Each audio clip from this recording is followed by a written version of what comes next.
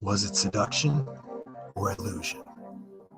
Deception or murder? Nothing is what it seems in a town like Twin Peaks. Starring Kyle MacLachlan, Michael Iakeen, Lara Flynn Boyle, Sherilyn Fenn, and Joan Chen.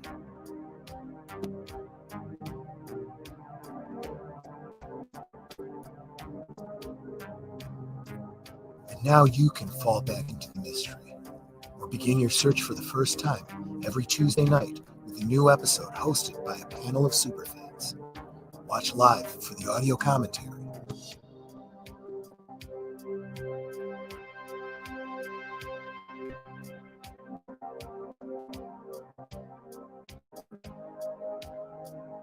No one is innocent in a town like Twin Peaks.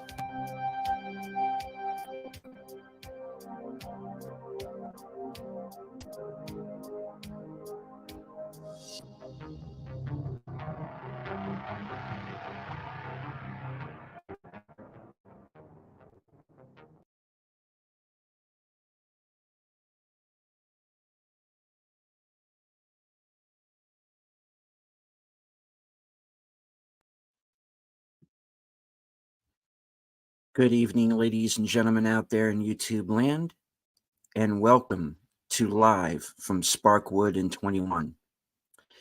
This series chronicles the cult favorite from 1990, Twin Peaks, created by David Lynch and Mark Frost. Joining me on this journey are super fans, Troy Pacelli.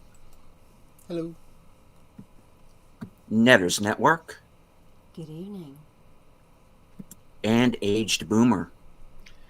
Cherry pie is the state dessert of Iowa, not Washington. Yeah, this is why we're late, folks. We just spent 20 minutes finding out the state dessert from all over I had more. the country.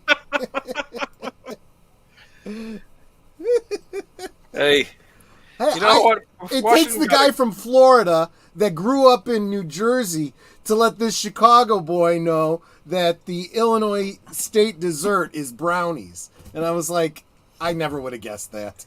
Brownies is a good dessert, though, and they were first shown at the World's Fair, which was in Chicago, Illinois, right? So there we go.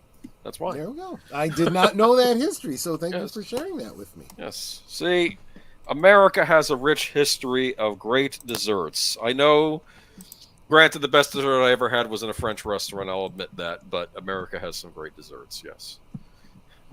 Yup. But I like cherry pie. Yes. And she's sitting right across from me. She's my cherry pie. I'm not going, huh? Now imagining Heather Graham in that Warren video. Right? I can see that. I can see that. Or the Lenny Kravitz video. Yeah, there you go. American Woman. Oh, hell yeah, she was in it. That's right, because that was from the Austin Powers 2 soundtrack. Yes. Yep. Mm. I remember when she gave Austin the line about Fat Bastard. I was like, I shagged him rotten, baby. And it's like, no, that didn't have the same. He kind of got this horrible look on his face when he heard her say that. No, it doesn't work that way.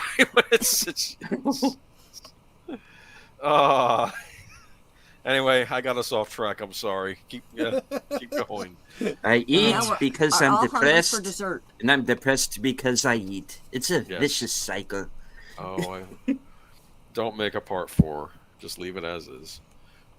No. I mean, I think he just needs to do yet another movie, completely unrelated, where he plays another Scottish voice character. We could do another movie. Scotsman. No, I mean between. Okay, so he does Shrek. He does. What was that? What was that other movie? So I married an axe murderer. Of course, it was. It was. Axe murder. Yeah. So I married an axe murderer. Right. Exactly. It's like every movie he does a Scottish accent. I'm surprised he Yeah. didn't do a Scottish accent when he was doing the Cat in the Hat. A paper is due. We have a The paper heat, due. the heat. Doctor in the house. Okay, Yeah, Delicious so- It's saying, okay. Please, Please. please Okay. don't try to do a Scottish accent. Mate, you just don't have it. Light a match. This is what goes on backstage, folks. That's what Yeah, we were. yeah, we're just could almost- continuing it out here. We just started the Exactly. show. I don't know, I So watched some. screw the intro. Let's just do it. I watched a British series that's from Scotland. That gets the subtitles. That gets Oh, the what's that captions. one? I'm sorry. Shetland. Interesting. Okay, another one for you to look up there. I will. Yes. I like Shetland. It's one of the few British mystery series where I actually care about the mystery, not the other stuff going on. But anyway, There you go. Speaking of the other stuff going on around a mystery, so when we last left our heroes. Oh, wait a minute. Let's say hi to the chat first. We haven't said hi to the chat yet. Well, you've done a start I didn't stream even without saying finish hello to my the intro, chat. actually. Right. finish your intro. All right. No worries, no worries. You know, booth, double R diner, pie, coffee. You know the drill. You've watched the show long enough. So I do want to say hello to the chat. Joining us first, FK8C 2005, sometimes known as Tim, friend of the channel and my most recent guest on The Other Side of Midnight, Curtis Selby. That R Flatstone guy again. Yeah. Yeah. Something, dark side, Flatstone. Ah! Get that guy. No. You All right, don't moving know on. the power of YouTube you trolling. Okay, since I'm saying hello to both Ara Flatstone and Torpicelli, they're gonna think I got a boyfriend on the Yeah, side. exactly. It's one of the things I hate about Rumble is that you can't rebrand your ID when you're posting. You can. It's yeah. Yeah, and No. and they said that they were going to allow you to post by your title, the title of your channel. So mine would be Last Call. No, still can't do it. I'm like, you guys really need to start getting your crap together if you ever have any hope of competing with YouTube. These are minor things that they could fix easily. Is that if you and we go off on another tangent? And is that is that on your channel? Because in the chat, I'm still deleted scenes. Probably you probably set it it's up your that channel, way. do you have to rebrand? Yeah, Okay. yeah. If when you're in Rumble, you create your channel name and you create your posting name. And if they are two different things, that's why mine is R Flatstone when I post when I say something, but the channel is called Last Call. It is not. I mean, I understand doing that, but you need to give people that level of flexibility. I should be able to post as Last Call. And if I wanted to create a channel over there, Kartan the Klingon Cleric, I should be able to post as that too. But I can't, So, I don't know. Aged boomer who's probably wondering how the hell he got snagged into this thing. Yeah. Fine, Every I'm week, in it I'm sure now. he's probably questioning. I want to find out about the fate of the pine weasel. Well, of course. That's the most important I mean, story arc going on now, as far as I'm concerned. It was always the most important storyline. This show is actually about pine weasels. I don't know if anybody knows that. That's true. They're endangered. Evelyn Hampton, go play Admiral. Loyal Blue Wrench, the bird woman of YouTube, Connie Clary. Like All I right. said, I don't know how. Go ahead. I'm not sure how the rest of the season goes, but I keep imagining a horde of hippies descending on Twin Peaks because of the pine weasel. Yeah, yeah. Just- Well, and they wouldn't have to come from out of state. It is Washington State. there you go. It is on the left coast, so. Joining us live, friend of the channel, Dee Dee Myers Jr., host of Films with Friends, in which I will be appearing this upcoming Friday at 8 p.m. The creator of the 10-word review, Big Al Presents. He's working on his Late Night with the Devil review. I'm looking forward to seeing what he has to say about it. And anybody who has seen my review for it knows it's the best movie I've seen so far this year. So I'm really looking forward to seeing what Al thinks of it. And now that it's on Shudder, more people going to see it. So, yes, I've seen it myself. Indeed. All right. What were your thoughts? I liked it. I thought it was actually rather authentic of how it did the whole 1970s late night talk show. Oddly enough, though, I know what they were thinking. Let's show behind the scenes during the commercial breaks. But I almost wish there were commercials, instead. But no, overall, I mean, he even did what was it? Who's Jimmy Carter's brother? Bill, was it Billy? Billy Carter. Yeah, Billy Carter. He was making Billy Carter jokes in the opening monologue, and I'm like, yeah, this is so 1977. It's not even funny. It's like. Yep. And hello to another friend of the channel and all of our channels, JPRPH1. Yep. All right. I know some of y'all are making the rounds to our various channels, and you guys are just above and beyond. You guys, you're the best audience. You really, really are. And here we are, a half hour in, we still haven't even started the show. No, this is a show. Well, I guess in a View way, with you're Drew? kind of right. Hey, Drew. The View with Drew, who is also currently on Letterboxd, so please follow him there. There you go. All right. Let's scroll I was up. going, I wait, whose don't channel is he want on to so I miss can say anyone. hello? Yeah. Actually, you can Well- just hit the comments in what do you call it, in StreamYard, and it goes out to, well, all the YouTube channels anyway. Does it? Yeah. Okay, now I gotta test that. Yep. Testing. Orville Nation. Saying hello to Logical Spock. Spock. And PJ, how Orville you Nation, doing? hello.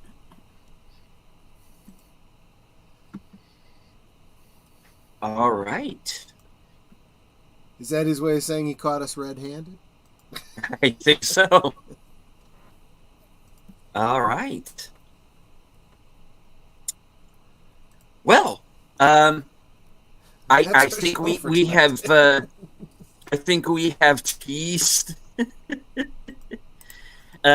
fans long enough. Logical Spock, the Cosme link We haven't really started yet.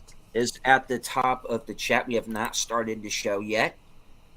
And if you are looking for places to stream the program, Paramount Plus, and from what I understand, you can also purchase episodes right here on YouTube. So, Really, really if you encourage wish you to to get do the so. Blu-rays, though. but we do encourage you to get the Blu-rays and DVDs and books and everything that has to do with the film. Yes, Well- definitely. Very nice Blu-ray set of this show, actually. Yeah. Yep. All right. Well, let's get on the show. I think we have teased the chat Yep. long enough. I really would like to get forward to. I've been looking forward to this episode. Not Yeah, just because Heather Graham. well, because we have Heather Graham, and she plays a character who's going to become rather important Yes. to the mythology of Twin Peaks. So I do kind of feel like they were trying to and it wasn't going to work out with Madeline Ferguson. They were looking for another who can we focus on to be the central girl, so to speak. The whole thing started out with Laura Palmer, and she's still, even in death, she's still very central to to this story and everything that's going on, but we needed someone in the current story to be that kind of, I was going to say, to be that kind of go-between, and that's literally what she becomes by the time we see her in Fire Walk with Me. So yeah, absolutely. But when we last left our heroes, Truman had just put Hank in prison for the attempted murder of Leo. Mhm. And Hank was pointing the finger at Josie for the murder of Andrew Packard, who we have now found out is still alive. Albert reveals that through, TV forensic magic, he figured out that Josie shot Cooper. And Ben enlists the help of John Justice Wheeler.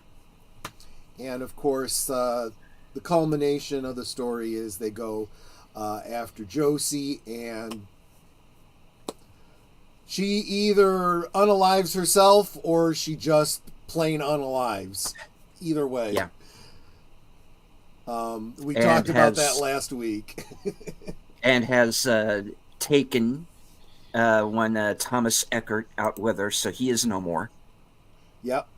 And yeah, pretty eventful episode, and will continue to be eventful as we move on here into the future. Okay.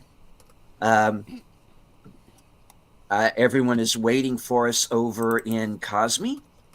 Yep. So let's get that booted up and ready to go.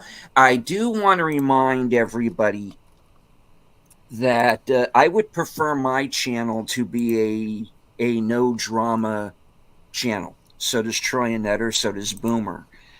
Good try. There was an incident last night on Rumble during Troy's show where somebody was being very disrespectful in the chat, and they had to be removed. I want to state this once again. Anything racial said Yeah.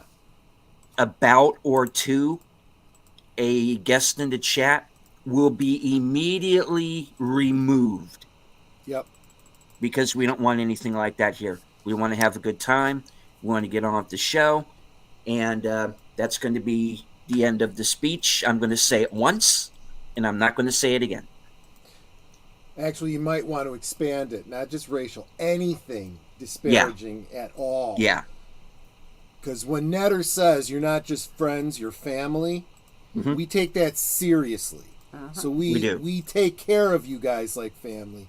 Don't So- make me kick your butt. And we know we're preaching to the family. Choir. You know, Okay. so we know you guys all know this. We're just saying, especially all y'all with blue wrenches, or I guess it turns out purple shields if you're in Rumble. You just keep an eye out for all of your fellow folks in the chat, and if any newbies come in and aren't playing nice, you know what to do. Yeah. Right. So I do know I have plenty of mods on my channel. I am giving you the permission that if somebody is doing that, if somebody's misbehaving like that in the chat, drop the hammer. Yep. Or the wrench, as it might be. Yeah. As I might be security and bouncer, but I'm giving you permission to be my deputies. There you go. Deputizing you all. Just like All Truman right. did to Cooper. Indeed. All right, we are ready to go. Yep. Flappy is waiting in the wings. Yes, he is. So, I see what you did there. Funny. Funny man. All right. In 5, 4, 3, 2, 1, hit it. You know, when the cast would go out for karaoke nights, Flappy would always sing Surfin' Bird. You know the lyrics of that song? Bird I is the don't. word. You know? Oh, the bird. Yeah, oh, yeah, is that he the would- name? that was I didn't his- know that was the name of the song. That was his go-to song, yes. That kind of makes sense. That kind of makes sense. Bird is the word. Somebody needs to start keeping a list of all of these that Boomer puts out. This is good. This is good Twin Peaks history. There we go. Fluffyisms. Yes. Like I said, deleted scenes. If he ever gets bored one day, you could always clip them all together. Yeah, clip them all together. Oh, gosh, that would When we're done with really the show, I guess. Yes. There we go. That's a. I just thought of that, yeah. I think all by itself is just all the flappyisms. On the night that we show the Flappy special. Lara Flynn Boyle. I know. This music, I could just It's listen to it haunting. forever.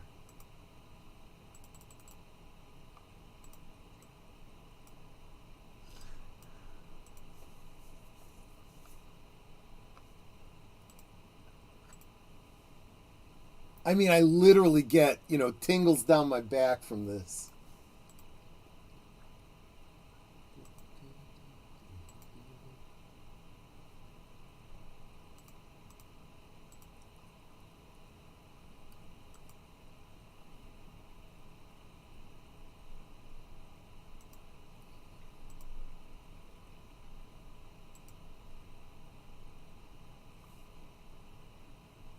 I do like this kind of noir styling. Is Jim Beam his new best friend? Possibly. Of all the gin joints in all the town, she had to come into mind. Of course, there's probably only one or two gin joints in Twin Peaks. The Roadhouse and... Okay, so there's only one. Whenever I think of the Roadhouse, you know what I'm thinking of. Yeah. Oh.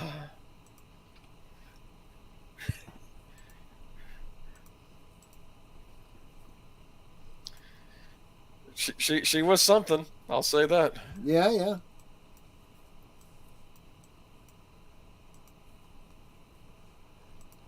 I'm not 100% certain. Are all of those scenes that we just saw actually flashbacks taken from earlier episodes? Yes. Okay. What is that? And of course, directed by James Foley, who is the director of Glengarry Glen Ross. All right.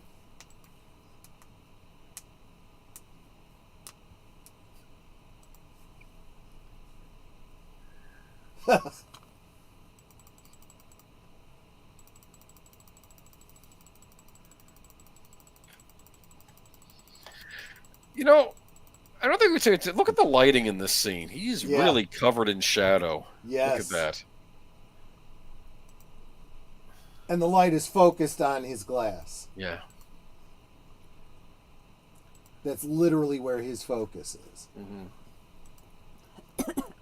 I don't blame him. He's been unlucky. Yeah. He's been unlucky in love. I guess him and Cooper have that in common. Yeah.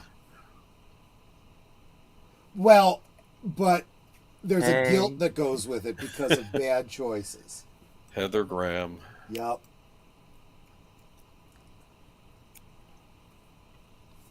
Annie Blackburn has arrived. Mm-hmm.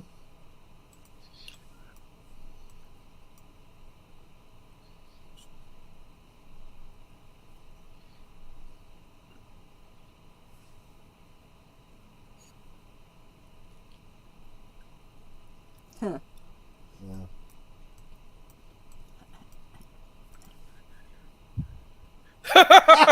Right?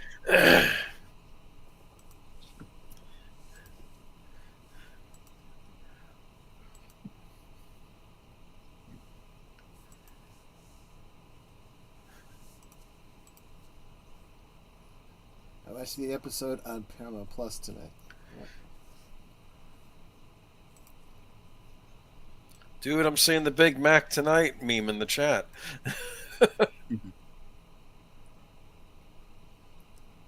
Yep. Margaret Lanterman, good evening. Oh my goodness. Yep. I thought it was weird the way she put her hand to just touch his neck. Yeah. Because we know he now has a mark on his neck.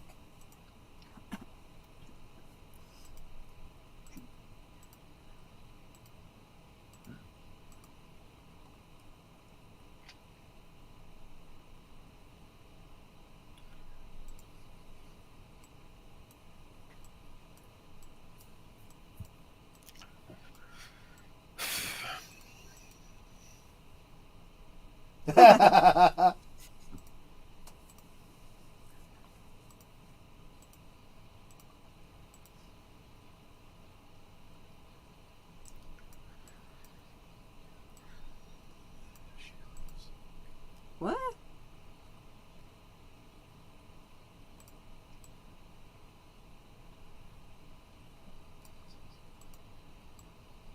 Yeah, I kind of feel like that's Yeah. a reference to, the belief or the myth or whatever that when the soul leaves the body, it loses mass, or the weight decreases or something. 21 grams. Yeah.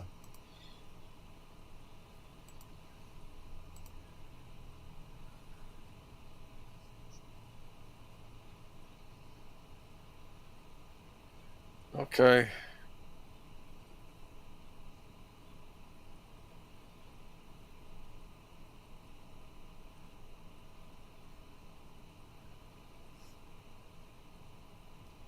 And hello, Lady V.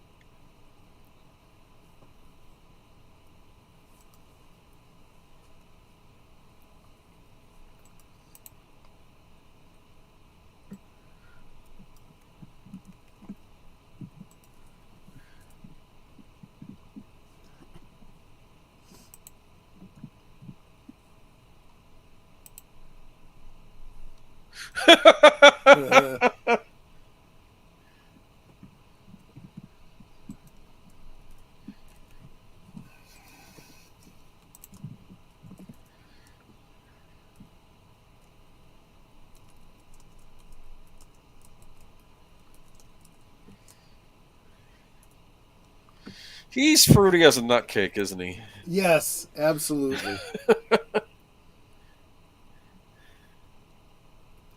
That would be accurate.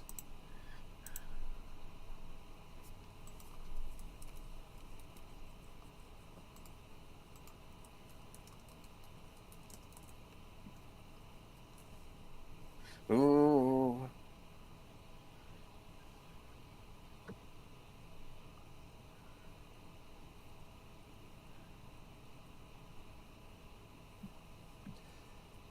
Now, Well, technically, he is playing by the rules. yeah. Well, but he's talking about these made up rules that he's got in his head. But I would also argue that he's not playing a stalemate game. He's not playing to win, that's true. He's stalling But for time. a stalemate game usually involves sacrificing comparable pieces, and he's trying to avoid any pieces being taken. Which, It's a any free chess ring. player knows is not possible. It is inevitable that pieces will be taken. That's his wedding ring, right? Yes.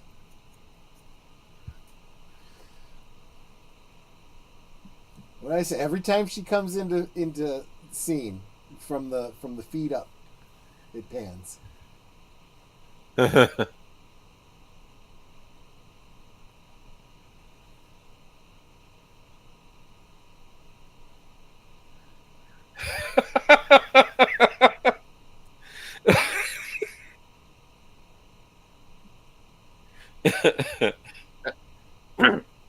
Okay.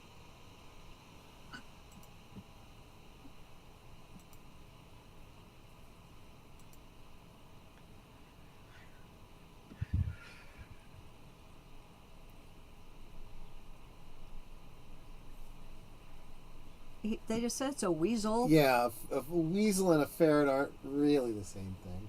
Well, he's like, what is that, a raccoon? We just Yeah. said it's a weasel. True.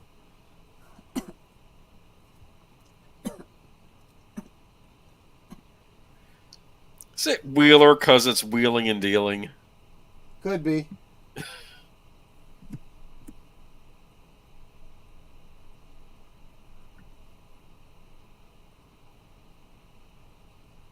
Huh. Hi, I'm Billy Zane. Right. I was in the Phantom. He was. With Treat Williams as Xander Drax. It's Speaking of Treat Williams, we'll be watching Dead Heat tonight on Saturday. Yes. Food's important.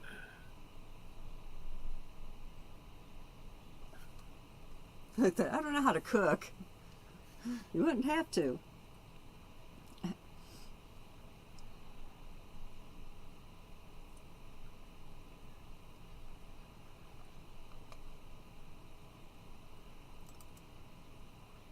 That is true. He makes an excellent point. We need the actual pine weasel. That's what they need. Right. We got to trap one. Eating his breakfast.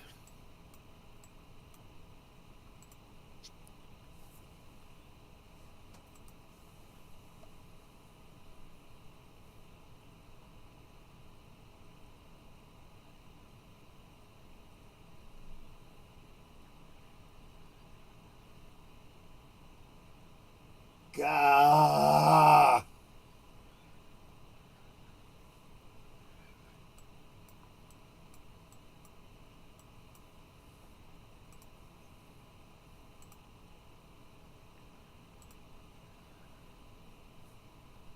Yes, but they were all bad.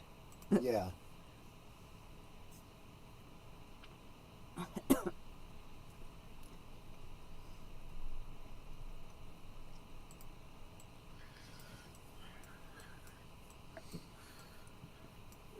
Wow, he just disappeared.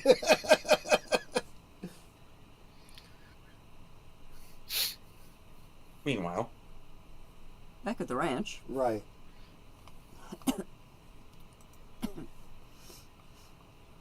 I was wondering where you went off to. Yeah. Mm-hmm.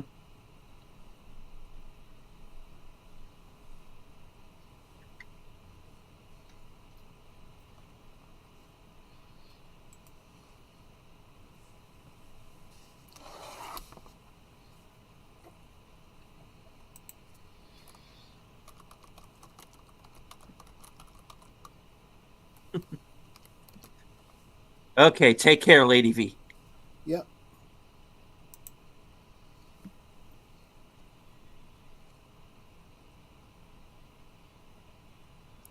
Oh. Well, it worked in Eye of the Beholder, so.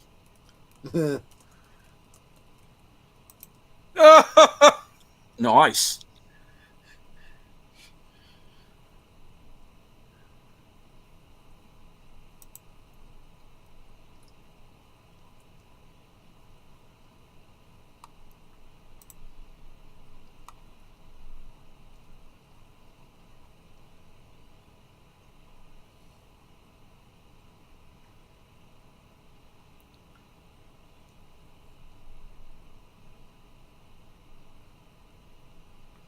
It's a box.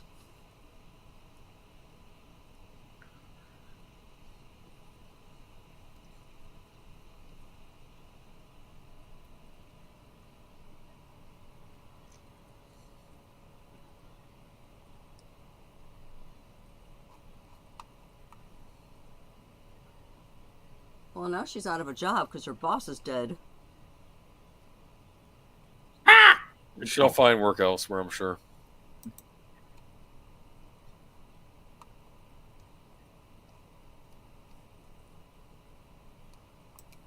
He looks a lot like Pete Martell there. Yeah. Probably intentional.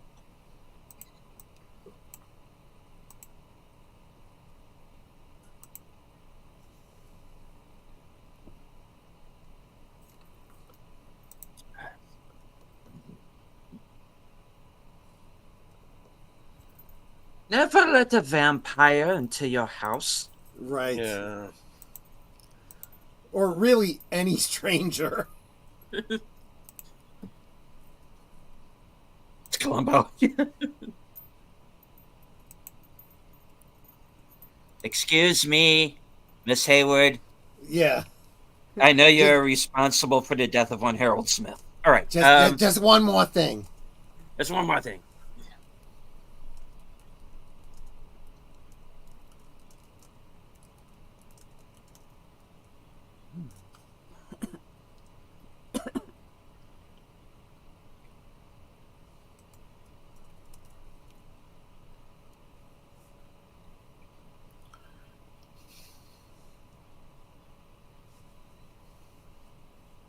Yes, and one of them is armed. Killed a baron, you know. No, knowing. I almost wonder if this guy, this person really exists, and that he took him out and took over his identity just for this Or one if he's part. doing the kind of thing that that fortune tellers do, where you talk using what information you know and you make up the rest.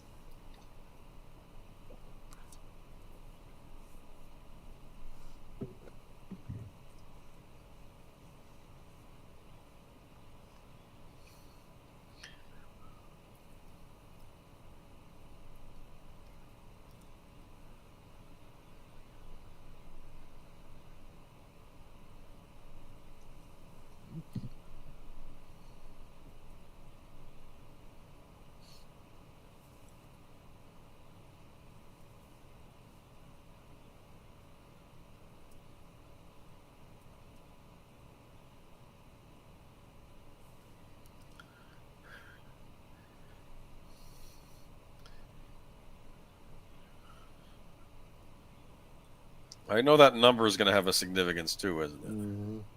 555-1234. Wait, what? I know. Yeah, exactly. I was almost thinking the Miss Cleo's hotline or something. Right. As I for a sec there was like, is Pete Martell playing a double role? Right. He likes his chess, don't he? It's like, how many games is he playing? All of them.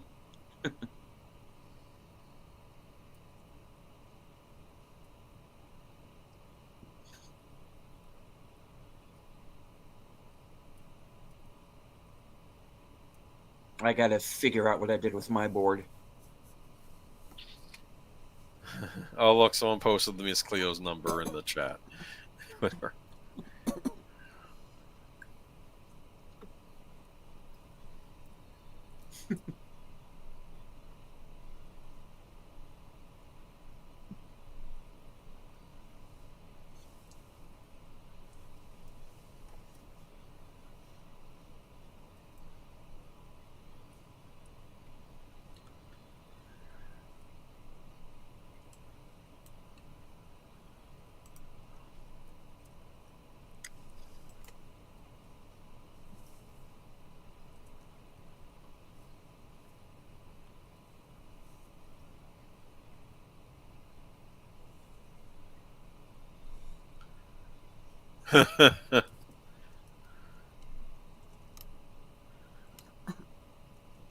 What?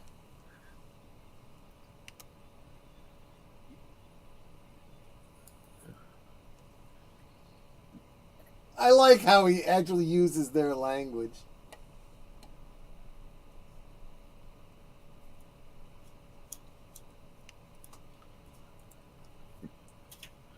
Have Andy do the next move. Yeah, right? I call them horsies and castles. Horsies and castles, sure. It's nice to see Andy again, huh? Yeah.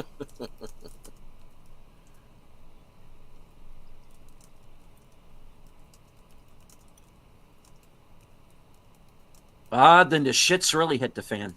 Yeah. Hmm.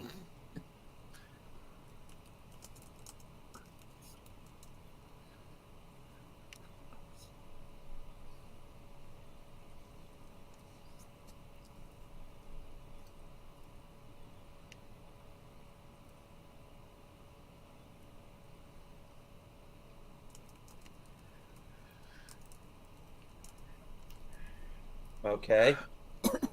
Yeah. Look at that. Hey. She's got a mountain range. Well, Twin Peaks. Yeah, a mountain range.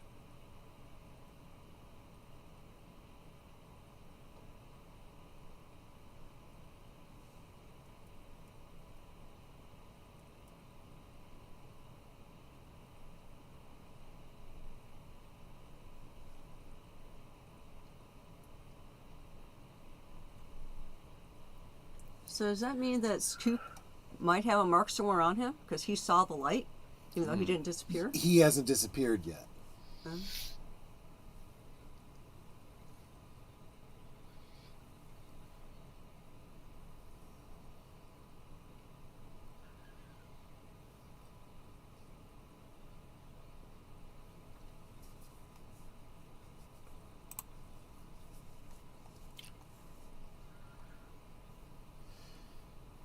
interesting that you draw that comparison, Curtis. The three triangles and the radiation symbol. Hold on to that until we get to season 3. Mhm.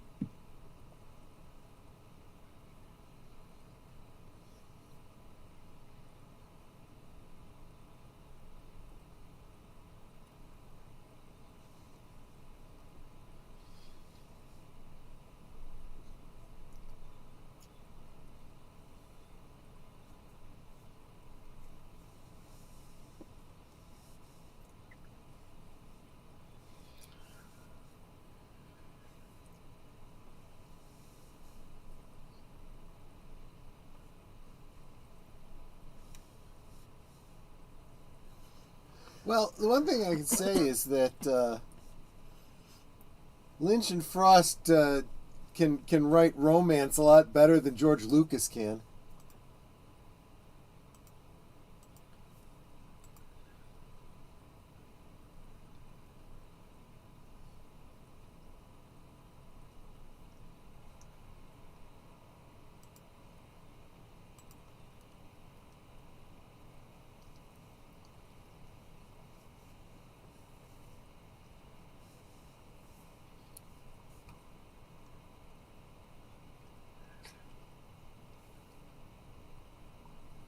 Hey there, anonymous hedgehog. No spoilers. Oblique and obscure as they may be. Yeah. Remember. The butler definitely didn't do it. Right. Oh, hey, Tim.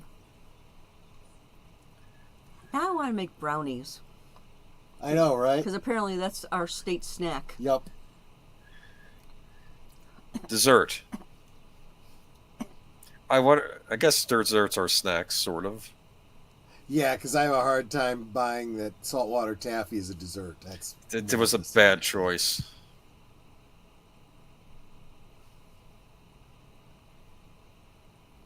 Oh, heck.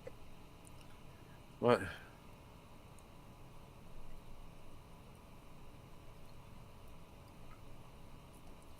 What had happened to the mom that she's in a wheelchair? I'm not sure they ever completely. They alluded to what happened there. Look at that. Isn't that creepy? It's a cemetery. Yeah. Here's the number where I'm staying, a cemetery. By the way, do you know who the actress is that plays the mom? I'd have to see her again.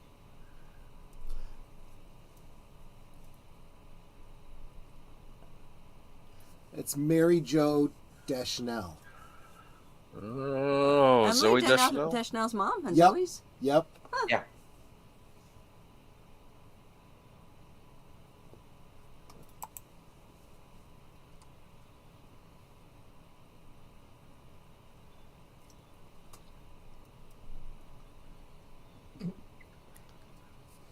Apparently, it was a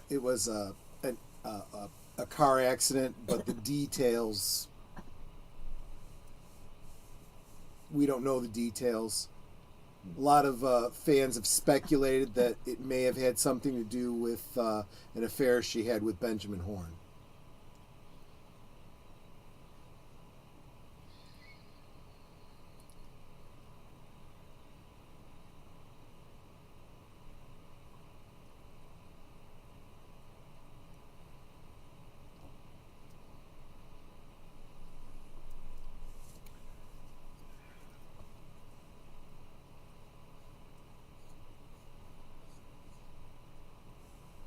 It kind of is.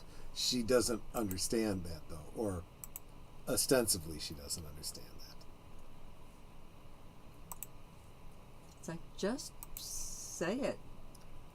She hears the word divorce, she's, and maybe she'll go, wait, what? Yeah. Hey, Nate. Welcome, welcome.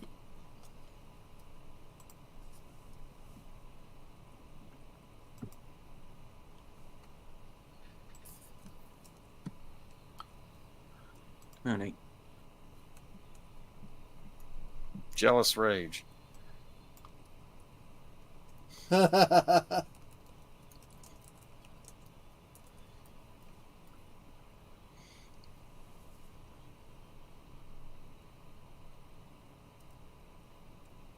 There you go.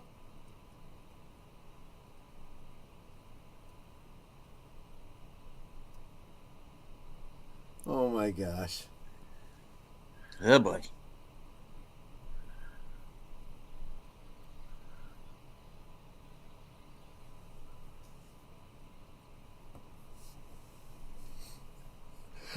Nate, I don't think we can get you caught up completely up to this point. There's been a lot that's happened. Yeah.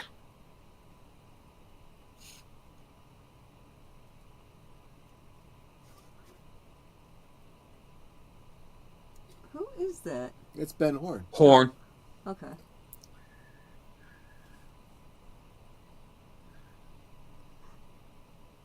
Can you scroll up or something on your thing? Yeah. Because I keep seeing that one thing coming at me and it's distracting.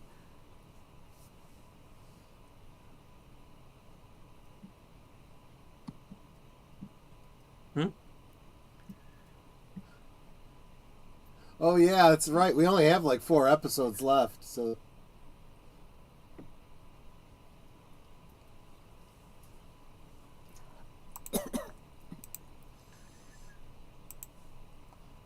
wonder.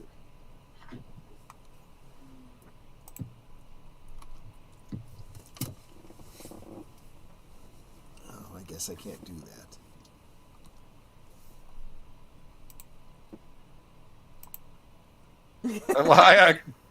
I love that.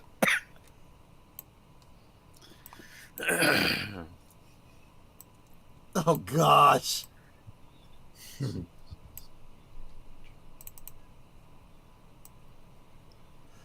it.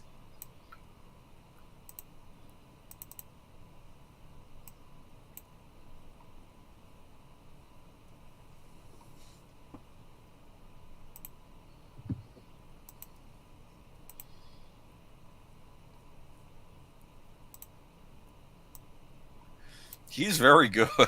He is. And what's great is he's sitting right across from Dale and he doesn't even notice or recognize or nothing. Well, Dale also hasn't looked up. True. Here we go.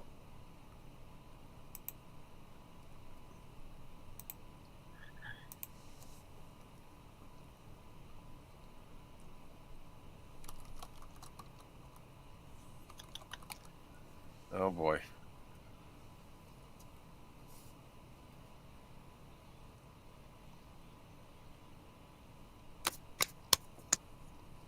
Yeah. You have no idea.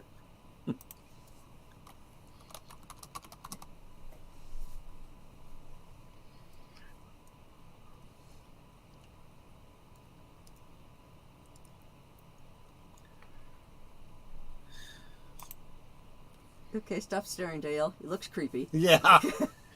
He's got the googly eyes. Yeah.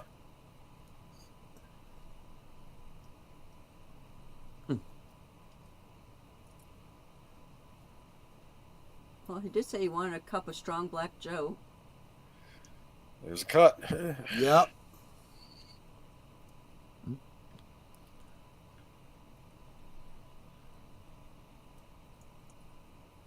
There you go.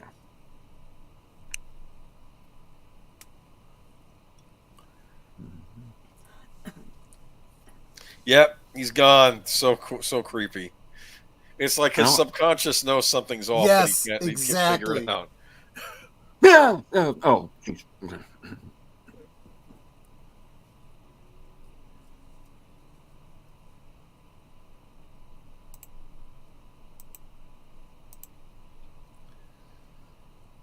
Damn it, the lazy boy. Oh. Yeah, exactly. They don't. This is not the time for the sheriff to be falling apart either. He's drunk. He's Business dreaming. is booming. Yep.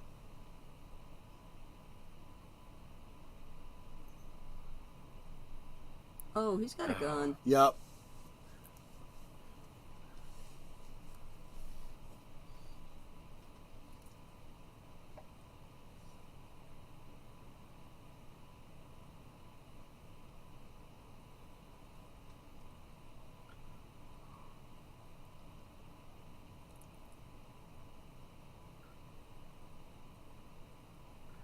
Oh.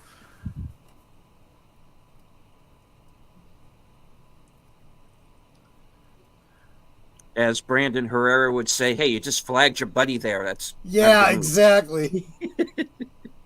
I was just thinking that too, and he's also not practicing trigger discipline.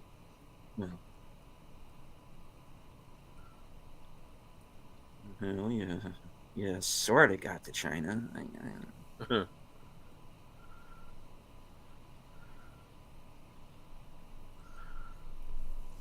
Poor Dale. Or not Dale. Harry. Sheriff. Harry, yeah. Harry.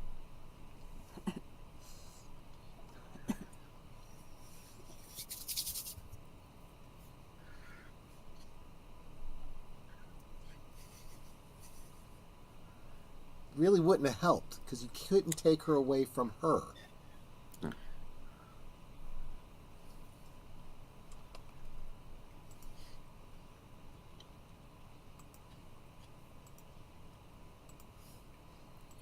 And that's why they only gave Barney one bullet there, Tim.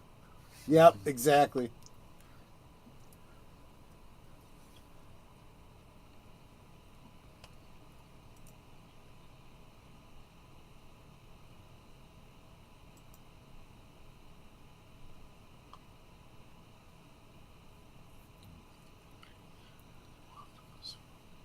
Man. The bookhouse.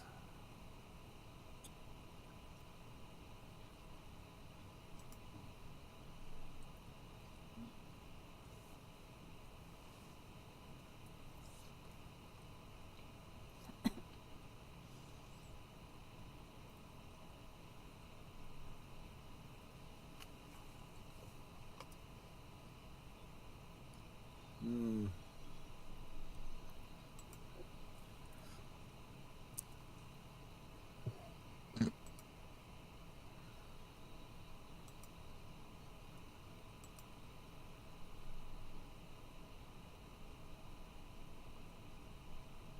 Jesus.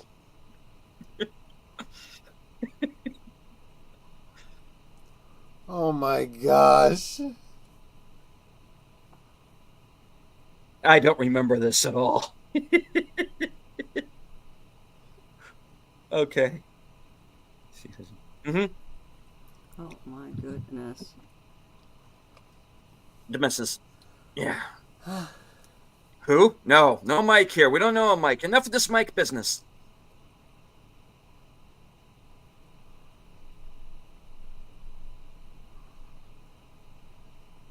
Move on. I'm their Oh teacher. God. Good.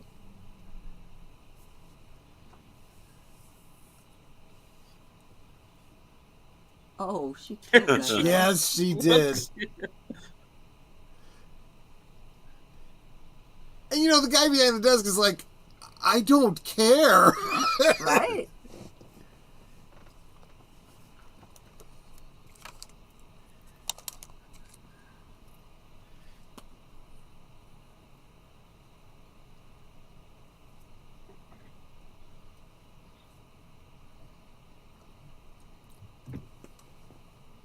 That's why he wanted to save the, what was it, spotted weasel or whatever.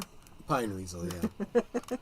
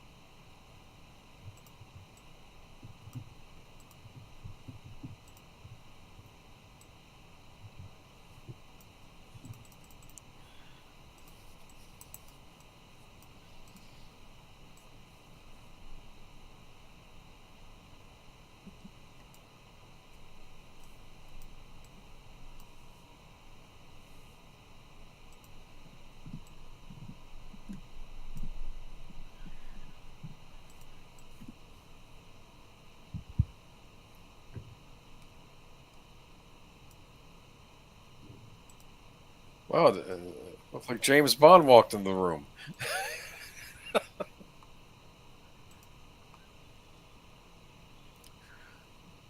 Or maybe he's supposed to be like a Cary Grant character. I don't know. Hmm.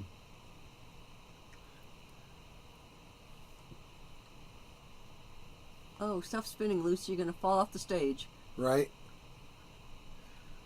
She looks good, actually. Yeah.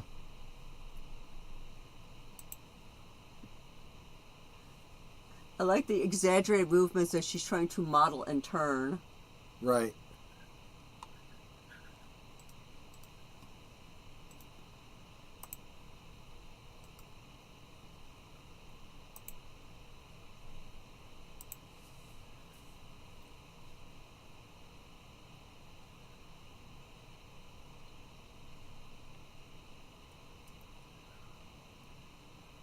It's making a statement.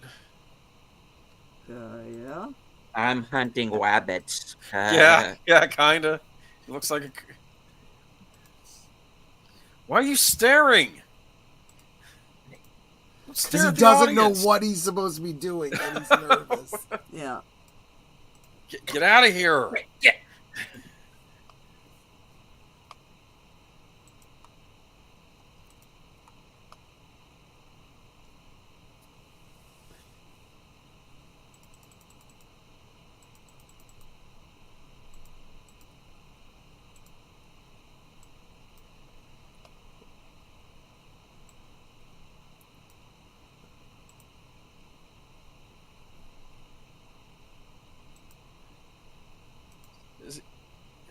What's he eating? Is that cookies and milk? Mhm. Yep.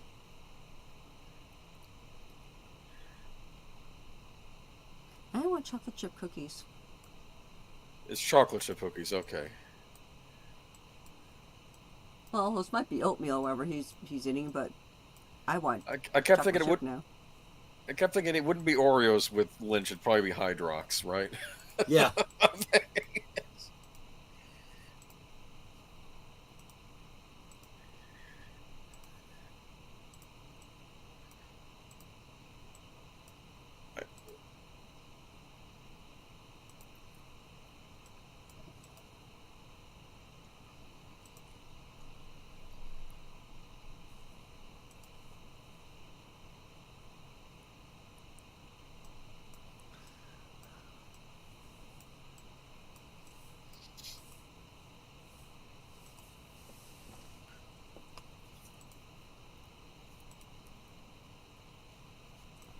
See, and this is why I feel like despite what he's actually saying, the way he says it implies to me, I'm doing this to ruin your plans. Oh, that's exactly why he's doing it.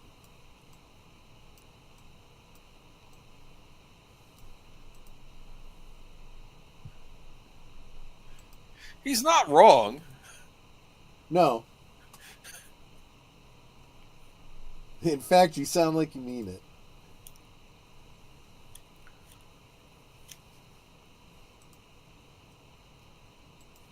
One man alone cannot fight the future. Oh, wait, wrong show. You're right. Oh boy. He didn't fight the future. He kept getting his ass kicked. I'm sorry. I never think of the X-Files.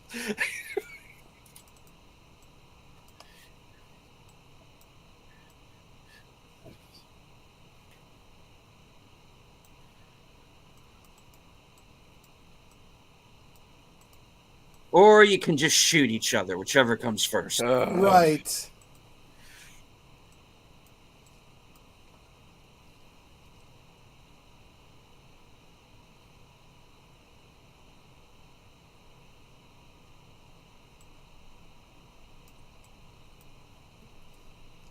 The laces were in. No, that's Hinkle. Oh, I'm sorry. Squiggy. My friend is Lenny. Yeah.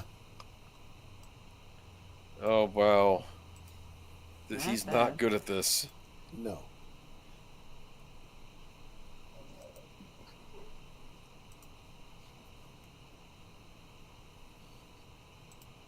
What?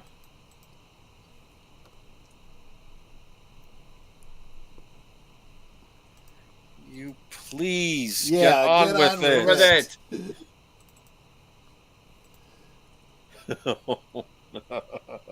Hello. Yeah, exactly, Curtis. I was thinking the same thing. Look at that. It's so cute. Yeah. Stop with the flash photography. It makes them nervous.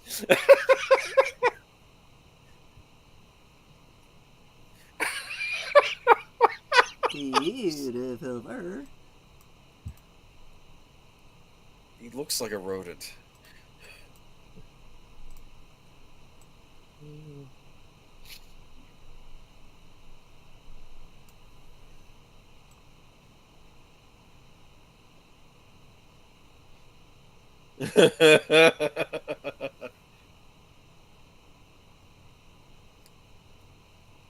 Yep, Squiggy, exactly. Oh my goodness.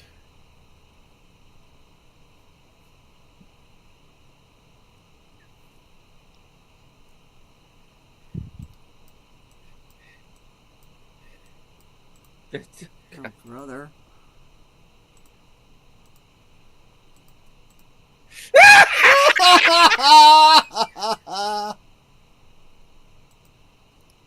Get it off! Yeah.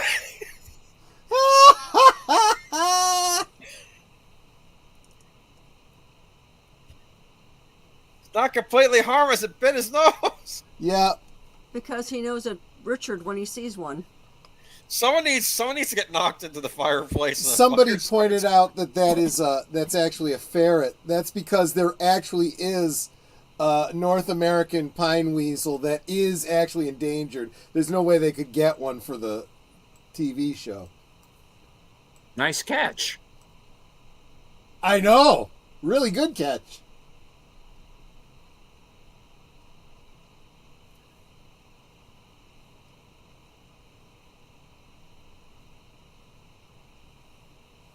And you got her. Do it. Isn't he supposed to be a little old for her? Oh. I mean, she's 18. Yeah, isn't Funny. he like in his 30s or something? Eh, That pine weasel was never found again. Some say he still crawls between the walls of the burrito watch. Ah, Ooh. man down.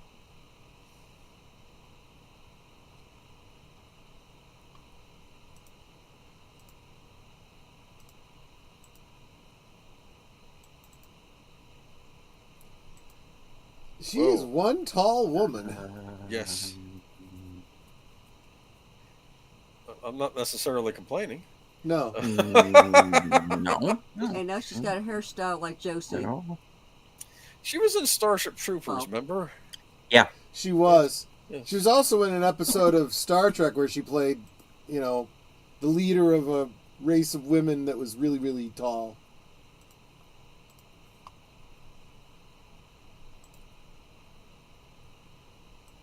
What? Yep. Let Yep. me end there. To piss you off?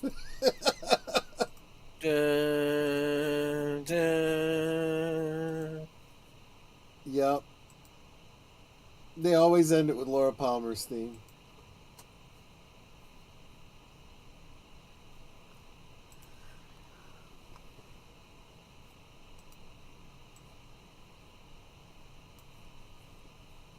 Well, there you go.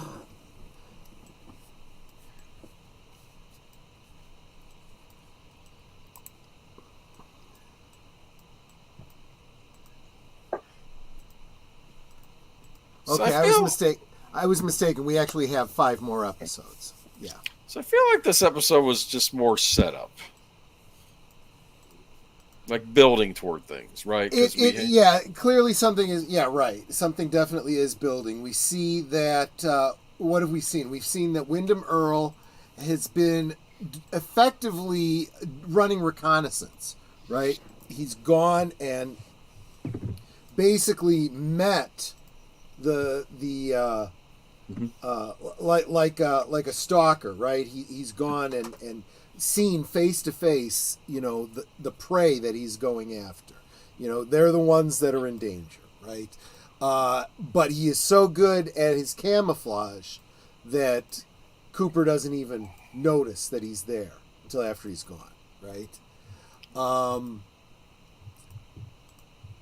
Yeah, we're still seeing the ripples of the whole Eckhart storyline and a Josie that which is especially hitting Harry the hardest.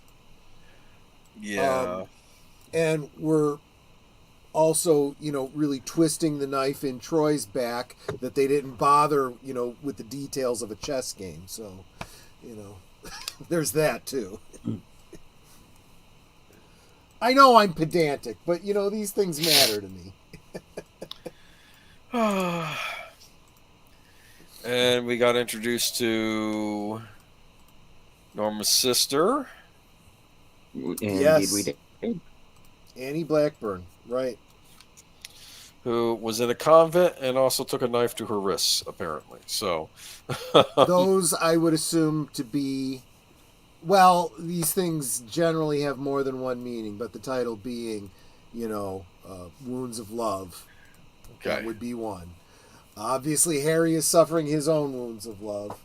They're a little different. And I think I would even go so far as to say that both Wyndham Earle and Agent Cooper are both dealing with some wounds of love as well.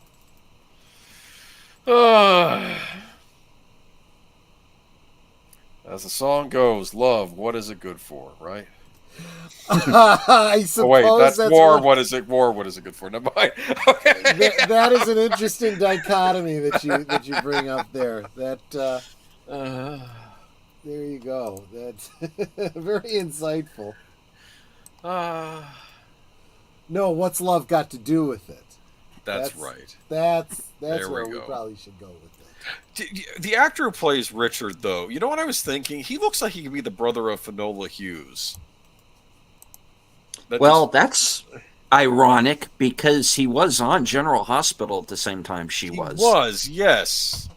Maybe And that's if I why. recall, they were a couple on that show for a Maybe while. that's what it is. Maybe that's Yeah. what it is. Maybe I remember them being together, and maybe that's where I'm bringing the thing together. Yeah.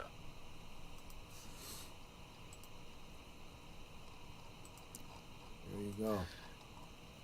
Remember Finola Hughes? Yeah, Yeah. absolutely.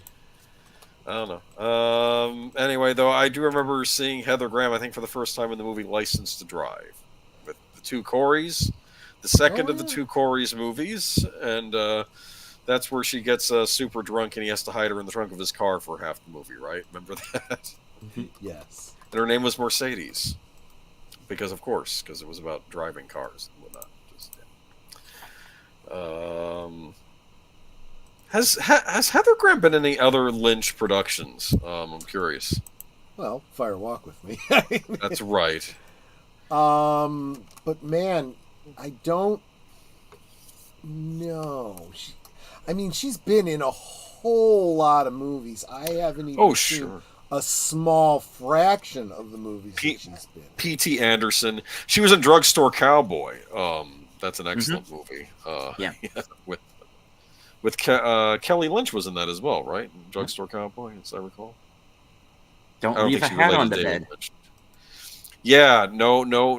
What is it? Yeah. And I never have because of that movie. Hats in the bed. No mirrors, because you could. What is it like? You could see your future. That could be good or bad or something. That was another thing. We don't want to take that risk. There are all these rules that they had, and it's like no dogs. That was the other rule. Remember, no dogs, because the dogs led the. Basically, Drugstore Cowboy was about these drug addicts. They would rob pharmacies for their highs. Do you understand? They get the things they wanted instead of it being, the other stuff. Anyway, no. Boogie Nights was another good one she was in. Yeah. Boogie Nights, she was in that. Yeah, the only references that I'm seeing to Lynch productions are the Twin Peaks episodes, Fire Walk with Me, and The Missing Pieces, Right. which is essentially the same thing. Yeah. But yeah, there you go. There you go. So, what do we think of Mr. Horn? He was visiting Donna's mother.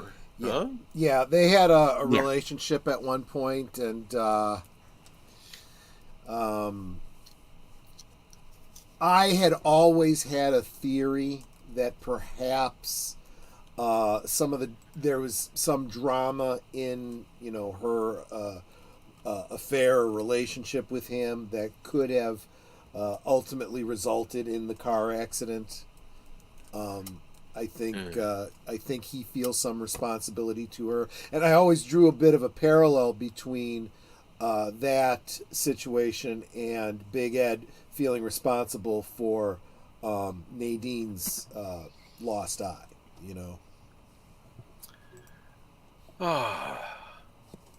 Well, it's interesting how Ed and Ben went different paths in dealing Yes. with things they did, how they lived their lives. Yeah. Yes. Although I think you're going to find that well, maybe again I'm going to have to we're going to be seeing these episodes together in the coming weeks, but because sometimes I'm afraid that I might project my own headcanon onto the story sometimes. But I do think that Ben has, from a distance, tried to help out the Hayward family because of his guilt.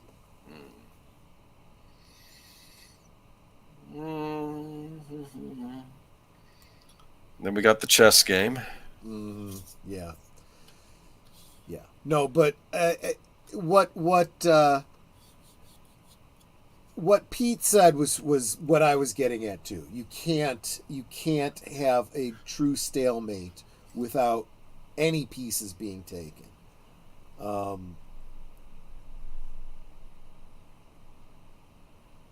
No, even in a fool's mate, you still end up with lost pieces.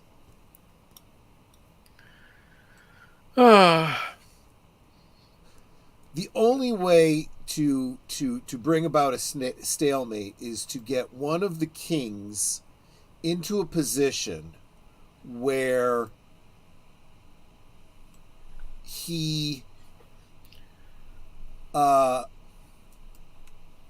where moving the king is the only move you can make, and if you move the king to any position that the king can move to, it would put him in check, because that's a rule. You can't move the king into check. So if you have no move that you can make, that's a stalemate. Philosophically, you could say, well, then the other guy wins. But by strict letter of the rules, nobody wins. It's kind of like if you and I are playing pool and I scratch on the 8 ball. I lose. Technically, that means you win. But you're going to be like, well, did I really win? I didn't do anything to win. I kind of won by default. That's kind of what a stalemate is in chess. So, yeah, Pete's absolutely right. There's going to be lost pieces. And I understand what Cooper is saying. He's not interested in foot soldiers. He's after royalty. Yeah, but you usually have to kill some foot soldiers to get to the royalty. I like Geek Flag's comment. Ben Horn should be called Ben Horny. Yeah, kinda. I also think Horn like the devil too. That brings up both. Yeah. that kind of makes sense. And of course, you catch the tongue-in-cheek fact that the brothers are Ben and Jerry. That was intentional. Funny. That was intentional. Very funny. Now I want ice cream. Everybody wants ice cream. I can probably make you some. I want ice cream. I want brownies. They had I a want tasting cherry pie. They had a tasting history episode recently where the guy was making the kind of ice cream they served in the Navy during World War II. Which I saw that. They make the banana nut ice cream, which it was made from powdered eggs and powdered milk. Yep. And it was still good. And we learned about how it was a good way to keep the morale up of troops was to have ice cream on those ships. Yeah. Yep. And in theory, you could use a fire extinguisher to make ice cream. Interesting. You could use it as the freezing element. Yep. Ice cream. If you rig it correctly. Good old ice cream. Anyway. So there we go. Twin Peaks. I love these rewatches. I really do. I mean, it's great to revisit this. I mean, this is something that, at least for all the franchises that we have loved, that we have escaped into, that have fostered our imagination, right? This is one that's not going to get ruined. You know, we've got what we've got. Could there be a season 4? There could be, but honestly, I don't believe it's going to happen. So we've got what we've got, and we can continue to revisit it and enjoy it. And like I've pointed out many weeks, the mysteries of Twin Peaks, not all of them will ever be solved. So we will always be able to go back and think and ruminate and talk about it and chew it over and come away with new ideas, new theories, you know. And there will always be questions. That is what David Lynch always intended. He intended the questions to always be there, to not have them all answered. I don't like that. Actually, think about it, though. Are you sure? I don't know. See? Why do you do this to me? Because when all the questions are answered, it's done. There's nothing more to go Still trying to figure out what happened after The Sopranos final season. I know there was more there. Well, since the main actor died, I think we're going to just have to assume that the character died too, and that's it. I imagine that Christopher Moltisanti was reincarnated as that cat. Was hanging around Paulie, and then at some point it was actually going to start talking to Paulie in Christopher's voice, and you know, he would actually work with Paulie, even though he kind of hated Paulie in real life because my wife she's doing this loser, kill him for me, and I'll be your eyes and ears around Tony, you know. It's like, gosh. That was my plot for the spinoff. What do you think? I know. Did anybody see the prequel movie? Yes. What was that? No. There were things I like. Ray Liotta was great in it. He was the best part of that movie. Also, the guy his son playing him. Yeah, exactly. Good job. He felt like, but it was all over the place. I kept thinking. Some thought it was like a backdoor pilot. I didn't like the fact that Christopher was speaking at the beginning of it among the tombstones. I thought it was dumb. Mm-hmm. I thought they should have cut that out, and it just should have been like done straight period and not had some retrospective thing with the ghost talk. I didn't get what that was about. Anyway, this isn't a Sopranos stream. I'm sorry, but yeah, it's just it could have been better. It could have been a lot better, and I don't think anything more is going to happen with the Sopranos now. So let's just move on. Yeah. The original show is still great. My favorite TV series of all time is still Sopranos. Twin Peaks is a great one, though. Yeah. Then there's the X-Files for some of the seasons. Yeah. Until basically season 6. Really, wow. Anyway, let's not talk about X-Files. We're here to talk about Twin Peaks, and 5 episodes left. I don't like this.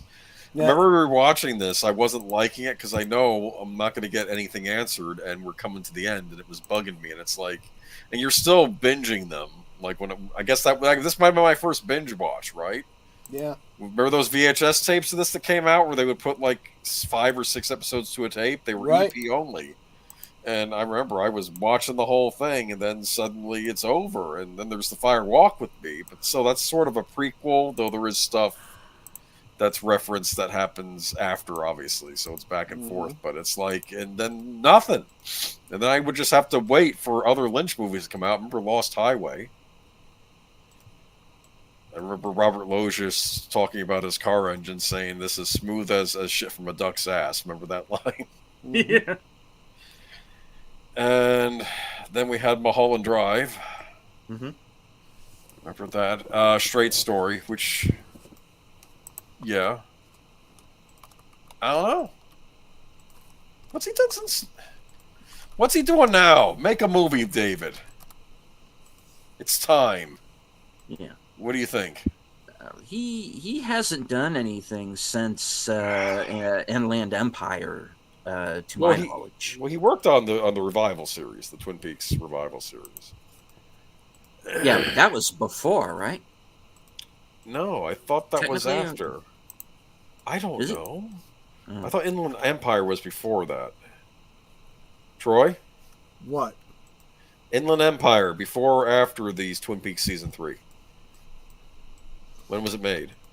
That's a good question. It came before season 3. Yes. I mean, that's for sure. Okay.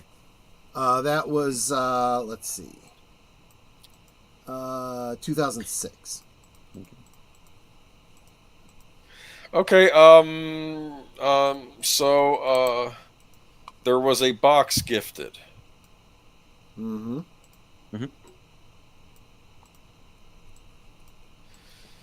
And I don't want to use that expression, what's in the box, but aren't we all wondering what's in the box?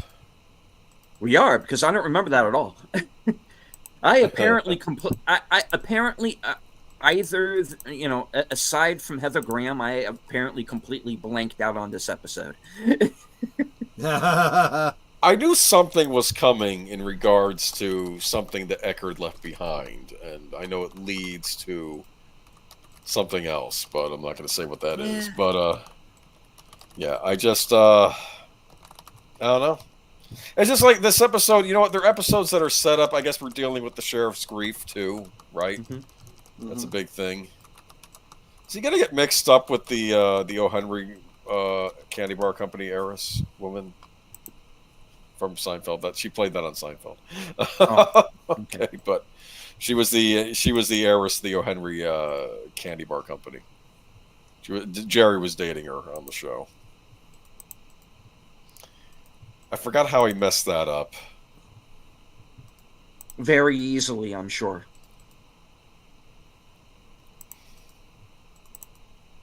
Right, I think she was the one walking around in just the bra. And I don't know. That was the big controversy episode, and she wore it well, but then Elaine was getting angry about it, and just it was.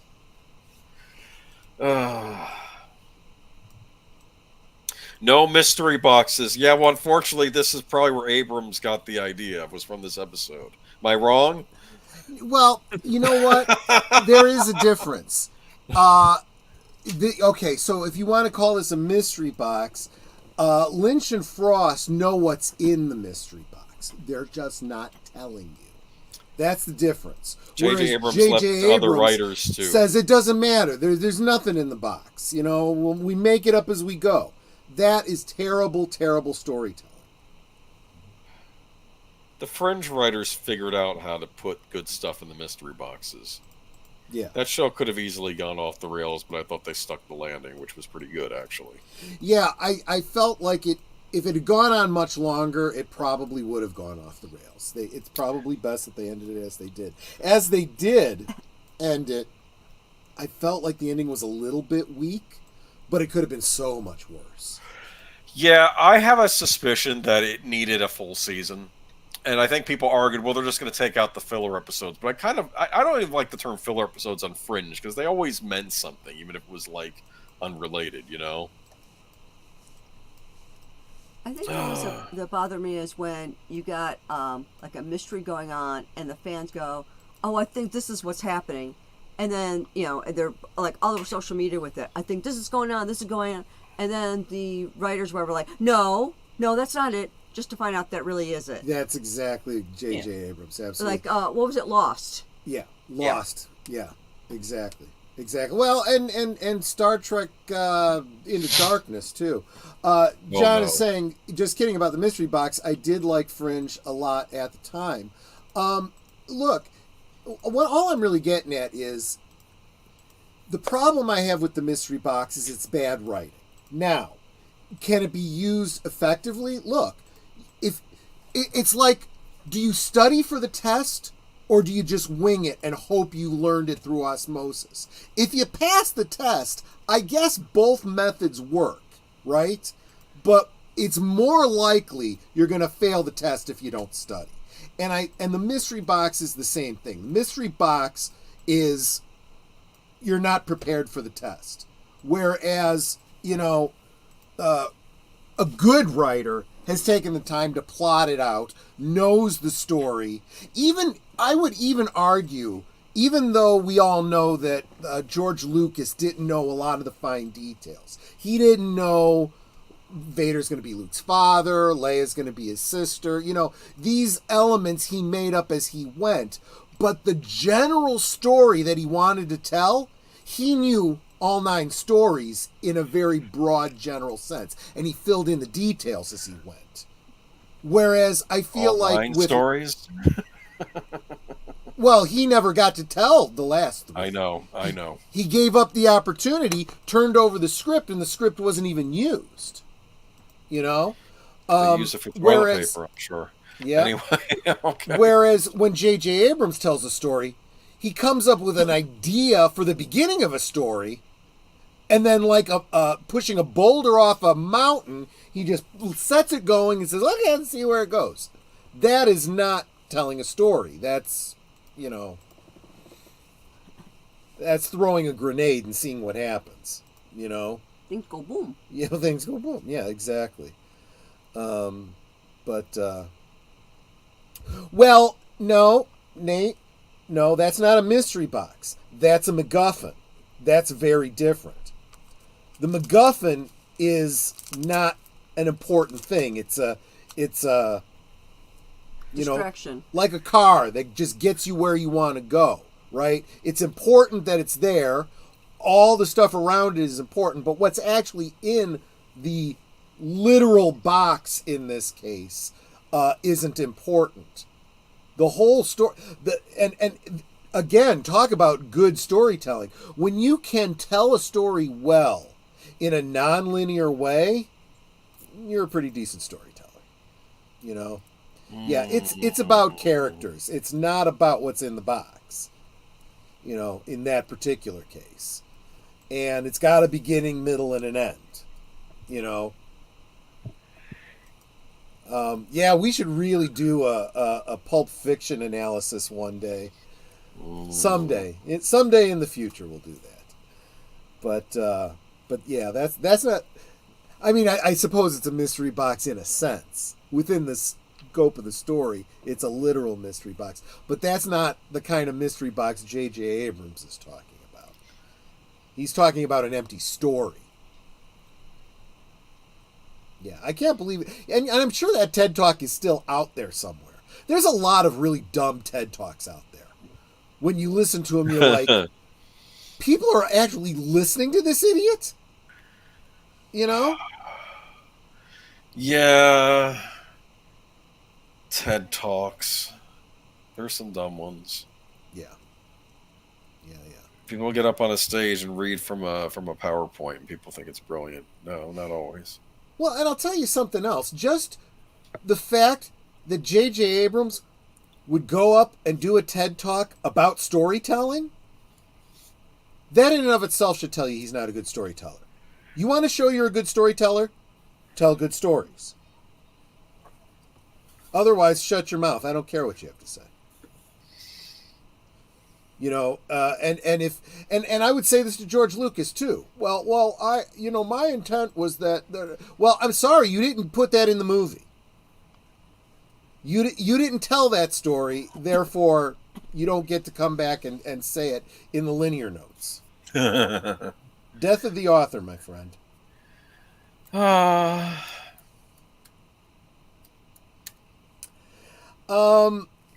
Maybe. I don't know about a double feature. I think if I'm gonna do like Pulp Fiction, it's just gonna be that one movie, and then we'll really get into it. And if that's the case, then I think I need to pull deleted scenes in as a co-host. Sure. And I know you're already busy on Mondays, so Well, maybe if we when can things do it on a night loosen when I'm up. free. Yeah. Yeah, because aren't they going back to the once a month, or is it always going to be every Monday now?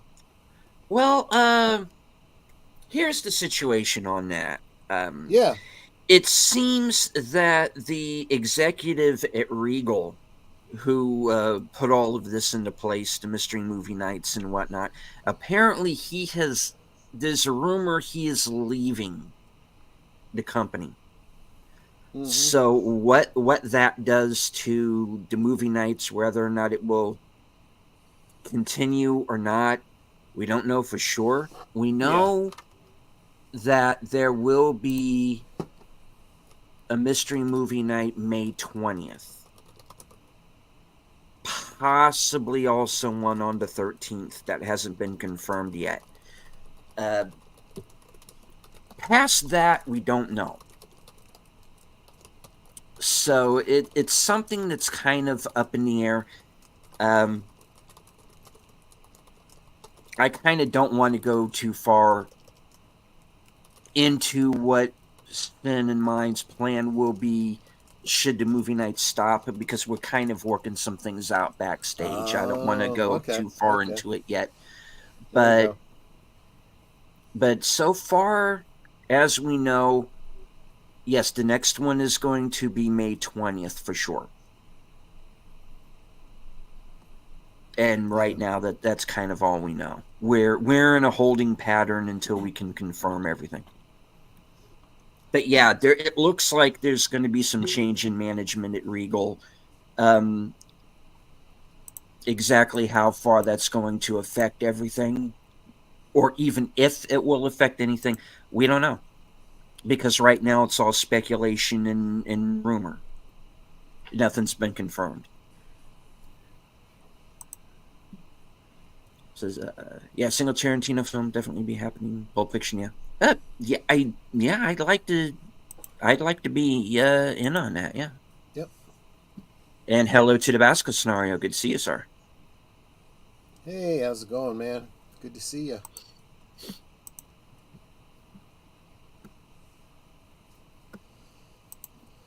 So yeah.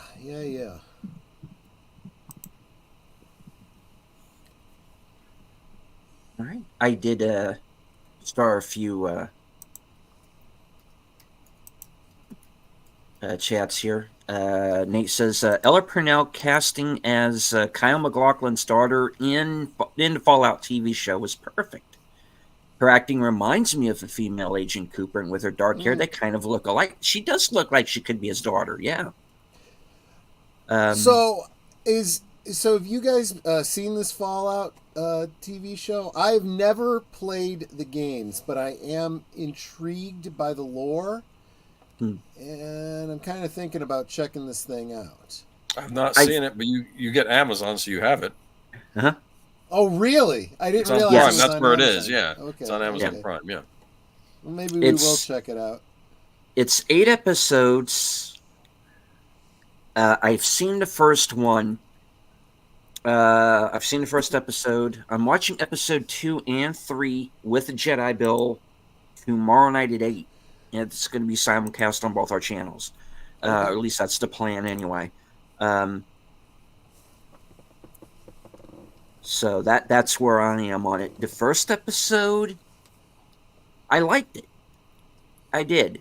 So I'm curious to see where it goes. I'm not familiar with the games.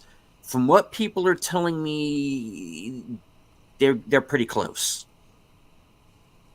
As far as getting the lore and whatnot correct. Yeah. Which I'm a big stickler for. So as long as the Fallout fans are happy with the show, yeah. Yeah, there's no reason that you have to alienate the franchise fans in order to pull in a new audience. If you do it well, everyone should be able to enjoy it. It says first 3 episodes are awesome. Haven't watched any further. Haven't played the games either. I Yeah. really enjoyed it, so I hope it gets a season 2. Yeah. From what I understand, it's looking like it's probably going to get a season 2. So, Sounds like it's pretty popular. Yeah. yeah. All right. I would like to remind everybody a little scheduling note here. After the show, please do us a favor and head on over to Big Al's channel for his 10-word review of Late Night with the Devil, which is up right now. Wow. And of course, if you're interested in seeing the film, you can currently catch it on Shudder. And of course, our friend 32 Flavors of Nick Weiser, Toxic Tuesday. Burt Reynolds' month continues with Smokey and the Bandit. Oh yeah, I've seen that movie. All right. Has some sequels. It does, which we will not talk about. In particular, not the third one, and not that made-for-TV one that no one remembers because there's nothing to remember about it. I think we needed a Smokey and the Bandit Jaws crossover movie. I'm just thinking, right? What do you think, huh? Yeah, why not? Of course, we have Ouija Shark. Is that Jaws meets The Exorcist? Or did I get... No? No? Okay, I have not seen it, so I don't... It's just a really, really, really bad movie. Okay. I know Curtis people is, tried to kill the Ouija shark, but Hmm. I don't think there was ever an exorcist there. Yeah. I still have to see it. So.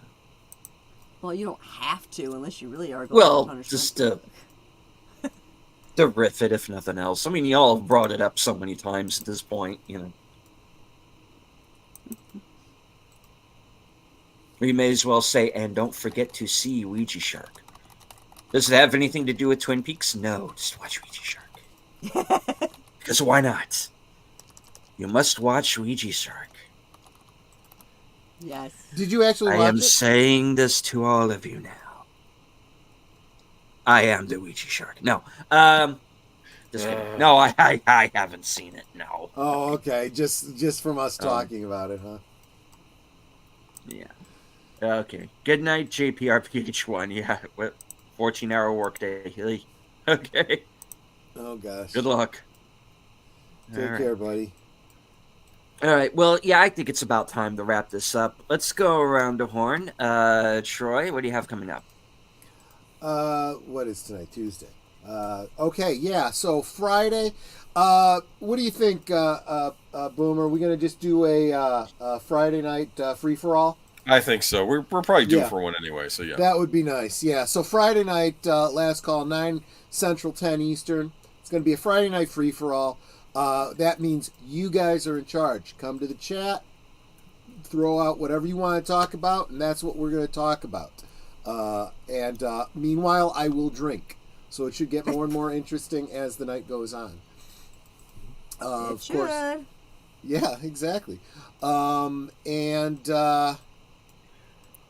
I am going to make an announcement tonight.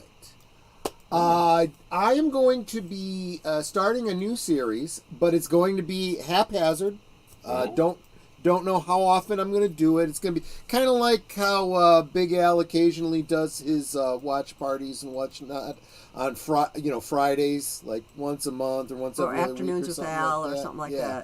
that. I'm thinking about doing some like Saturday late mornings, early afternoons. I might be starting to watch like an episode of a TV show, maybe Smallville. Three's Get back Company. No, I don't know. I just threw that out there. well, that would only be a half hour, but Yeah. but like revisiting some of those series like Smallville. I want to get back to doing my fixing the DC universe, and it'll just be I'll put it up on Cosme.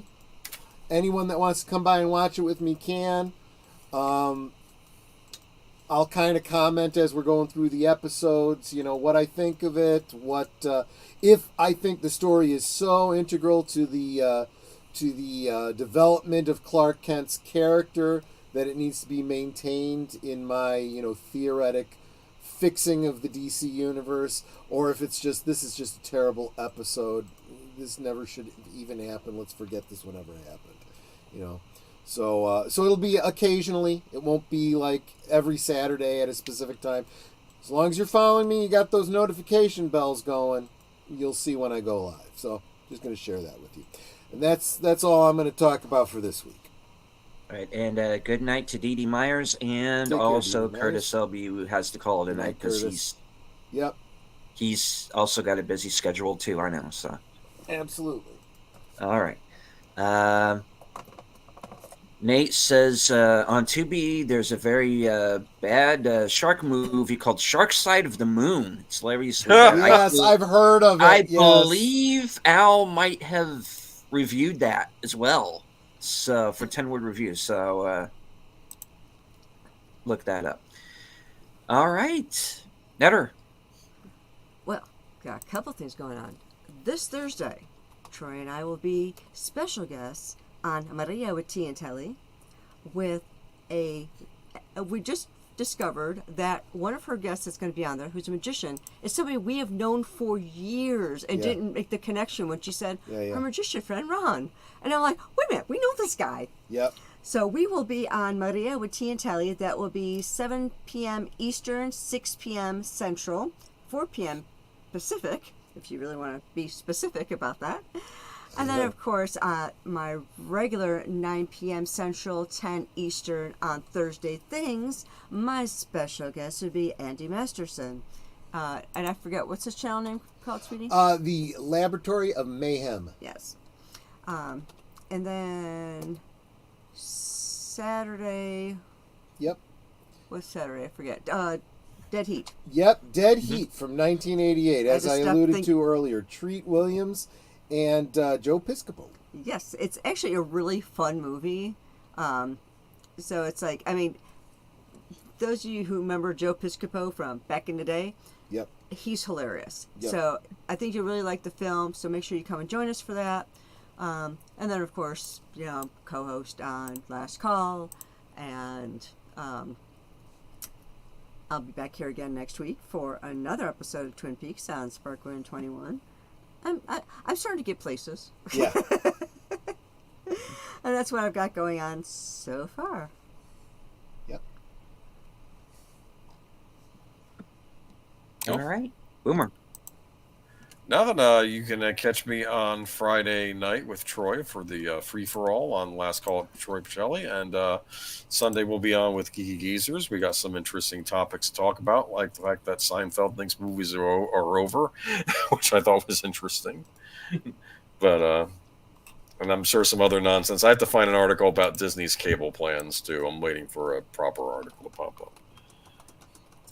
Yeah, Disney. and apparently there's this XTV thing that Elon Musk is cooking up. Yeah. So who knows? One thing I like about Musk, he's got big ideas. He's got big ideas. That's where it all starts. Mm-hmm. All right. Well, that gets us on over to me. Let's see. Tomorrow night, assuming all goes well this week, I will be joining Jedi Bill for a watch party of episodes 2 and 3 of Fallout. I do have to get a video up for my Read What You Own challenge series. I'm a little late with that, I know. I'd planned to do it yesterday. Didn't work out. But there is a video upcoming. I also have a review upcoming for Rebel Moon Part 2. Oh. Let's see. That gets us on over to Thursday. I am going to be joining Jedi Bill once again for Action Theater, and we are going to be watching The Equalizer. That's going to be at 4:30 Eastern. And then, of course, right after Netter is finished with Thursday Things, join me for the weekend update. You'll find out everything that I'm going to be up to for next weekend. And Friday, I'm going to be joining Big Al for a special Friday night Films with Friends at 8 p.m. Soundtracks with Birdman and myself. And we're going to be watching The Barbarians. The Barbarians? Oh, okay. Yeah. Is that a John Wayne movie? No. It's a David and Peter Paul movie. Okay. The Barbarian Brothers. Okay, all right. It's may God have mercy on our souls. Okay. Rebel Moon Part 2, half an hour of harvesting wheat. Yes. Wheat, and more wheat. And we will hide behind the wheat. Because we can't have this, we can't have the villains who can bring people back from the dead, but can't seem to grow their own wheat. Yes, that's what we're dealing with in the world of, what the hell? Yeah, Rebel Moon, the Star Wars pitch that was so bad, Kathleen Kennedy said no. That's all you got to know about it. Great. Okay. All right, folks, that wraps it up. I'd like to thank everybody who was following along on Rumble, on Twitter, on all of our channels, because we were simulcasting tonight. I want to thank everybody who joined us here live, FKHC 2005, a.k.a. Tim, Curtis Selby, Evelyn Hampton, Connie Cleary, Dee Dee Myers Jr., Big Al Presents, JPRPH1, The View with Drew, Lady V Elements, Nate, and Tabasco Scenario. All right. Sucker Punch made more sense. Yes, it did. Yeah, exactly. Alrighty. Once more around the horn. Any final words before we go? Nope. Just thanks again, everyone, for being here. Those of you that jumped in when you saw I went live, because I'm piggybacking on this stream, and like we said at the top of the show, and as Netter's gonna say in just a minute, you guys really are like family. So thanks so much. You make it possible for us to do this, just emotionally speaking. So thank you. Indeed. Boomer? Nothing. Just I'm never has a chess game been so terrifying. Right. Yeah. Indeed. And thank you, Nate. Aw, thanks, buddy. Thanks. All right. Aw. Netter, your last words. Well, I just want to say Well, that outro. I I should say not last words. Yeah, exactly. Okay, that's too dark. Your outro. Yeah, Your final outro. words, Netter. It's like, I just want to say, I had a really bad day yesterday, and when I come here and I see you guys, I mean, I can't even explain it. It's just so great to see you guys here. You're so encouraging. Excuse me. And that just makes me feel better. So I love seeing you guys here all the time. We can talk amongst ourselves, and that's fine. But it's so much more fun when you guys are joining us, and you're dropping those comments and questions, trivia, you're being goofy, whatever it is. And you guys, it doesn't feel like we are separated by miles or continents when Sashi's here. It feels like we're hanging out in the same room. We're passing the popcorn, and we're just, telling jokes and having such a great time. And you guys, you're not just family. You guys aren't just friends. You're our family. The two are kind of interchangeable. Yes, you're our family and friends. Friends and family. I look forward to seeing you guys here all the time on all of our streams. You're so encouraging. And, we love you guys. We love seeing you here. We love interacting with you. I love seeing the way you guys interact with each other. So thank you for being here. Thank you for encouraging us, because you can be anywhere and you're here. And that means so much. And I'm not just saying that. Excuse me, my allergies are acting out. I really do appreciate you guys. And I look forward to all these different times that we spend with each other on our different streams. So, again, thank you for being here. And until we see each other again, which is today's Tuesday, so probably Thursday, over either I'll see you on Maria with T and Telly's channel for me, Troy, and our an old friend Ron Fitzgerald on Maria with T and Telly, and then after that over on Thursday Things. I really do look forward to seeing you guys. Good night and God bless. Yep. Right.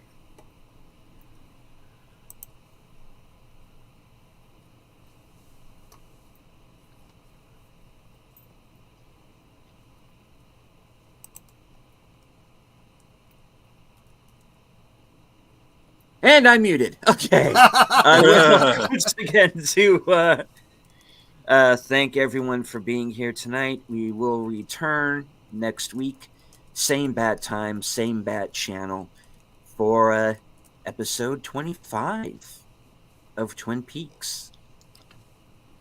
And as I always say, from HQ and all points north, south, east, west, and beyond, good night, take care, stay strong, because this is how we win.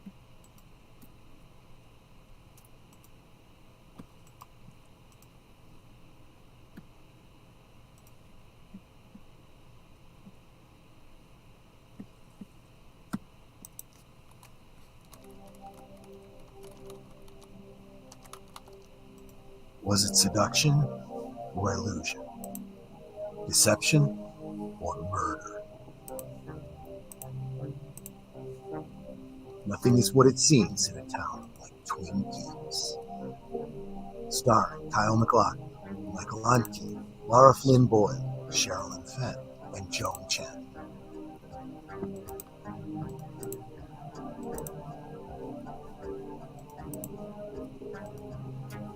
And now you can fall back into the mystery, or begin your search for the first time every Tuesday night with a new episode hosted by a panel of superfans.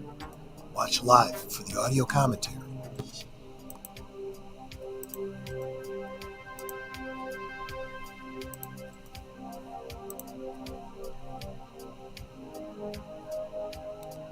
No one is innocent